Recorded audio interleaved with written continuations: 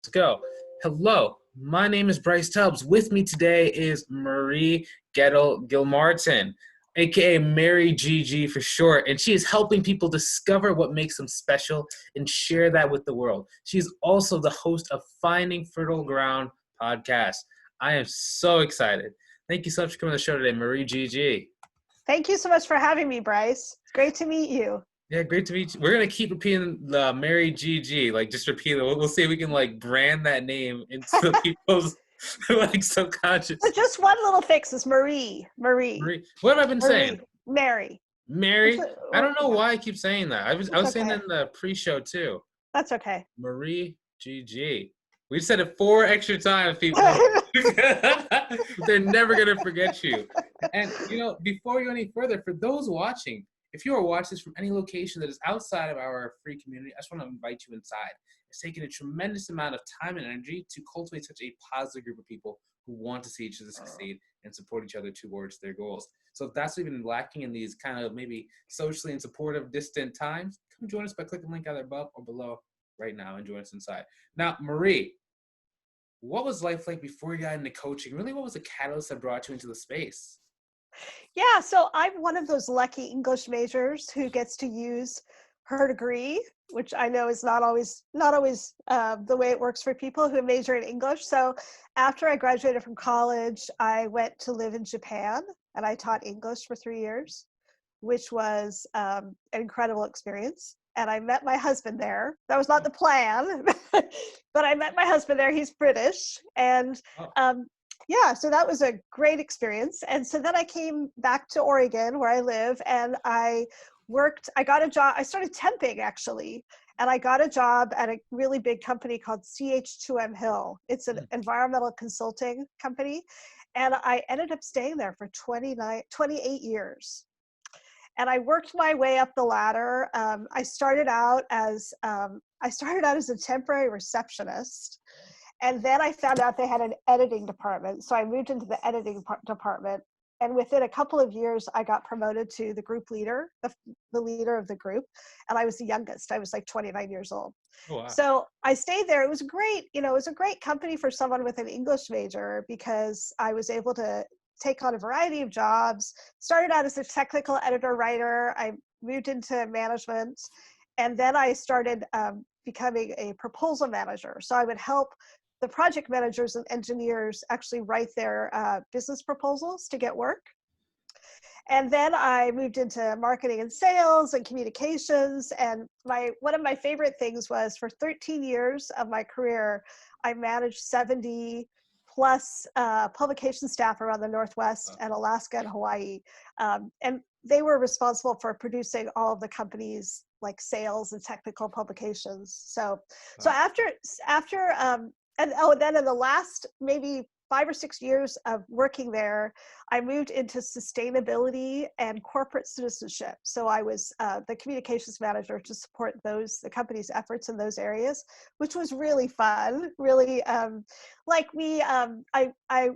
did the communications for the foundation, and the foundation gave away $1 million a year for STEM education and building sustainable communities. Very cool opportunity for me. And then the company was acquired. So I left that company and I went to go work for a much smaller company, another engineering firm. And I thought it was my ideal job. I was the first communications manager that firm had ever had, but it was really disappointing in a number of ways. So after that, I finally decided to do what I always thought I might like to do, which is start my own company. So it was terrifying at first. And it was a huge leap because I always had full-time employment, but I had always thought that I would like to do this. And so I took the leap a little over a year ago. And it's been really a fun journey that I've had. That sounds like just a really cool life. I mean, because think about it, like, what are the chances of you going, first of all, using your degree when you went to Japan, and then meeting your husband? When you said your husband, I was like, wait, I thought your husband was British. And then in Japan, I was like, so, and then the only person in Japan that's speaking English else, like. Yeah, there were a number of us who were teaching back then. So I got to know a lot of other expats there. And so we met oddly at a Robert Burns night. Oh. So in Scotland, they have these Robert Burns nights to celebrate the poet Robert Burns. Uh-huh. And that's where we met, drinking whiskey and reciting poetry. What are the chances? I know. And we've been married for 30 years now. So wow. That sounds like a movie. Yeah. And he was another English major. So oh, that's cool. See, that's funny. That major has really paid off for you. It has in many ways. That's a very good point. Look, that's a great point. For some people, it doesn't now. I don't think it just magically worked for you. Like, can you talk about maybe making things work? Because I think that's a really good trend that you have. You make things work because, I don't know. Maybe can you talk about that? I think it's a lot of people have asked me about my career and whether I set goals, and I don't think that my career has really panned out that way until I started my own business. While I was in the corporate world, I looked for opportunities, and I also had a number of great mentors who pushed me in the right direction. So, like, for example, this big job that I had that I worked for 13 years, and I was only 31 years old when I took on this huge responsibility. But I actually had some mentors. They were both actually men who actually said to me, you should go after this job. It's a great opportunity. And I was kind of freaked out about it at the beginning, but they were the ones who really pushed me in that direction and had a lot of faith in me. So I feel like for me, it's being open to the opportunities around me. And doing the best that I can do in whatever position I'm in, and then looking for opportunities that arise. I just kind of honing in on something you said there. I think it's really important to be able to get around people who maybe are encouraging of you and actually see something in you that you may not be seeing. That's kind of why we have the community, right? Because inside, people that want you to succeed start noticing your great traits. And then they say, have you ever noticed this? You can do this. So for those watching, if you don't have that in your life, come join us inside this community, because that's what happens every single day. And, let me ask you this question. So, just right now we're kind of in the state of some people are in quarantine, some people are out of quarantine, some people are going back in. And even I think you're located in Oregon, so there's a lot of stuff going on right now. But maybe what's been one of your biggest takeaways from this time period we're in? That's a good question. I've been coaching a lot of my friends. I'm not actually like a career coach, but I do a lot of that kind of thing because I was a manager for a long time and I hired a lot of people. And what I've been advising friends who are unemployed or underemployed is this is a great opportunity to look for new things that have not been around before. Like one example is a lot of parents who work full time. I don't know about where you live, but in Portland, we're going to be online. Schools are going to be online through like November, at least November and December and beyond. So these people are faced with how do they help their children with their schooling, especially if they're young, and do their own job. So there's a great job opportunity for people who are great working with kids, maybe have teaching experience. So I've been coaching a couple of my friends to think about those options. The other thing is right now, everything's online. So it's a great time to do an online course or cultivate a community like you're doing. Just being able to kind of, as the buzzword of the moment is pivot. How can you pivot what you're doing and think about ways to take it online or fill a need that has never been there before? And right now I feel like online learning is really where it's at. People are doing everything online. So how can you meet that kind of need? The other thing is there's a new career called virtual assistants. And I've encouraged a couple of friends to look into that because it's interesting because when I worked as the Northwest Publications Manager was my title, I managed staff who were in like 4 different states and 6 or 7 different offices. So we had to work remotely. So I'm really used to that kind of environment, building relationships on teams in different offices. That's what everybody's trying to figure out right now, but it's something that my company was doing for years. And I love that kind of thing. So, yeah. Yeah.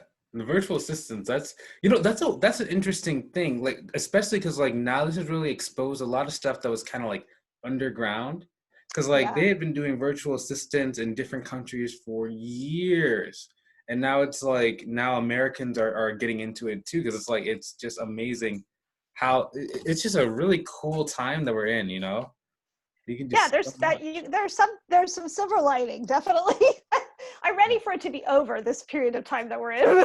I'll tell you some cool stuff, you know, afterwards. But it's like Mhm. if we could have it to where like all the bad stuff that's happening right now would be over, because I Yeah, think that that would would be be, nice. yeah, because I'm like it's really interesting.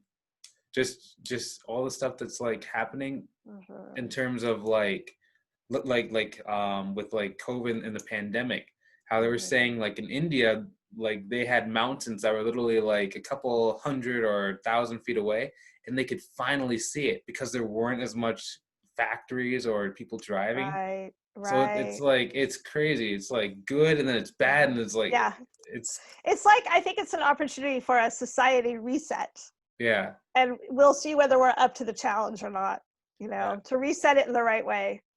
exactly. Mhm. Yeah, it's like it's weird. It's like it's just a lot of interesting things going on. Let me ask you this question. So, kind Yeah, of as we think about the future, right? You know, and actually, yeah, because this time we, like you said, you know, we've had time to kind of hit that reset. Maybe for yeah. you, have you gotten a chance to either look at your vision, or what does the vision look like for you for as far down the road as you like to think or talk about? Yeah, I really appreciate that question. So I'm 55 years old, so I figure I have 10 or 15 more years of work life in me. So what I want to do is I want to build my company into a thriving organization that has employees, not just myself, and extremely satisfied clients. And I want to have more work coming in that we can handle.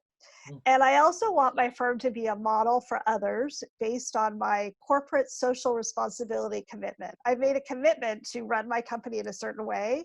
That's on my website.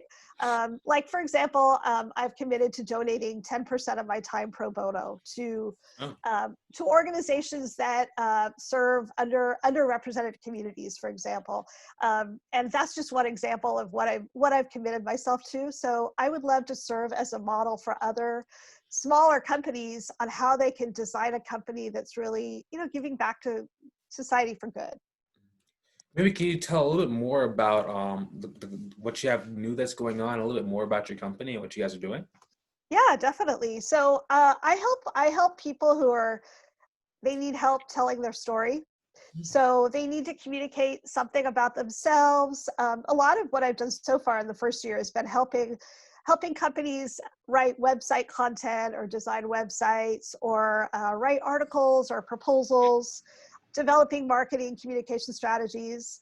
And I also love to help people figure out what makes them stand above their competition, what makes them special. Um, and and sometimes that takes some effort. I actually have a freebie on my website called Sparkle in Your Bio that is 3-step process on really figuring out what makes you rise above the fray. What's your superpower? What makes you really unique?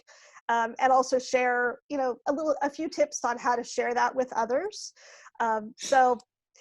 Yeah, and then the latest really fun project that I've done is I launched my podcast in early July. Oh, And I did that after I was interviewed for a couple of other, like a podcast and then another video interview like this. And I started thinking about like, this would really dovetail nicely with my company because I'm all about storytelling. And so my podcast is finding stories of grit, resilience, and connection. So what that means is people who've gone through some sort of big obstacle in their life and they've come out on the other side as a better person. So far I have 7 episodes up, and I am putting out 1 episode a week.